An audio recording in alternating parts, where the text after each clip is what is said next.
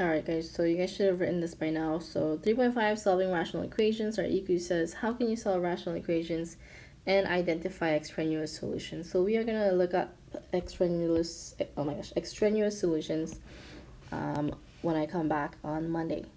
So as of right now, I just need you guys to know these two examples here. So rational equation contains rational expressions. Extraneous solution is a solution that makes the equation undefined. Remember, the extraneous solution is really just the restriction. Is one of your solutions a restriction, right? So that's just what it's really about. All right, let's go ahead and do number A here, letter A. How do we solve this rational equation? So x has to be in the numerator. So that means we have to get rid of our denominator. How do we get rid of our denominator? Remember, fractions are just division. So what's the inverse of division? Multiplication. So we're going to multiply x plus 4 on both sides to cancel the denominator. Remember, always put parentheses around couples here. So I'm going to put parentheses x plus 4. And again, this is good practice because now look, you have to distribute here. If you didn't have the parentheses, you'll probably think it's just 2x plus 4. Please be mindful of that.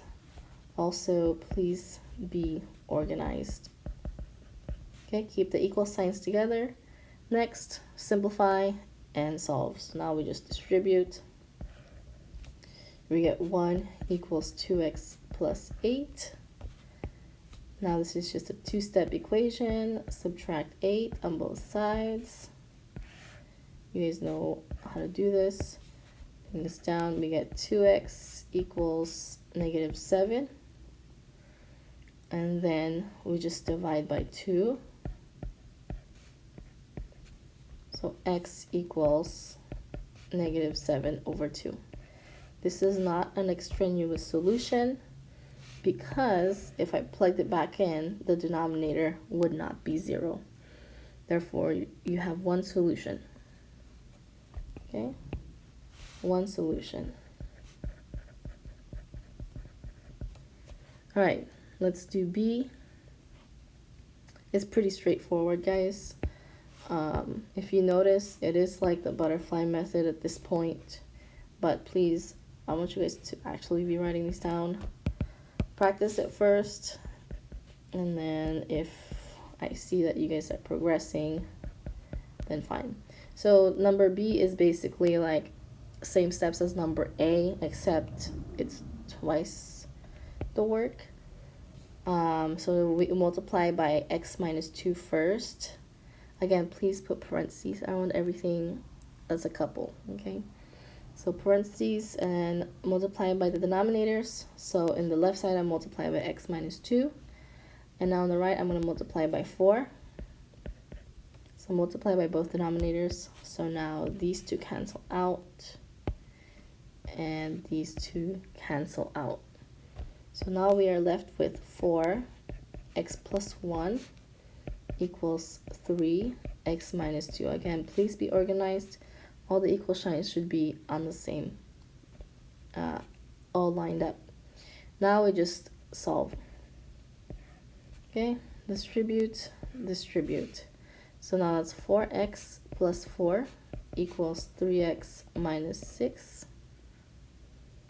Here's a trick of what you can do. If there's an x on both sides and a constant on both sides too.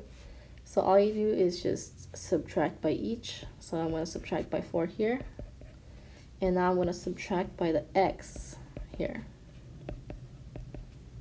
Okay, if you want less work, do this. If you don't want if you want more work, then just do it separately. And if you think you do better that way, then do it that way. All right, so there should be one thing that cancels out on both sides.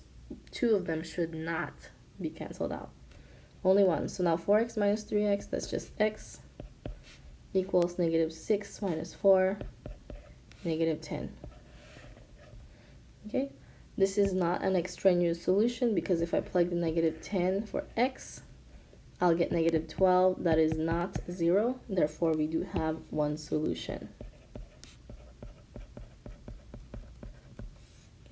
That's all you're doing. On the worksheet, I do expect you guys to remember how to do the adding and subtracting fractions. So you guys might have to make the denominators the same first before getting to this.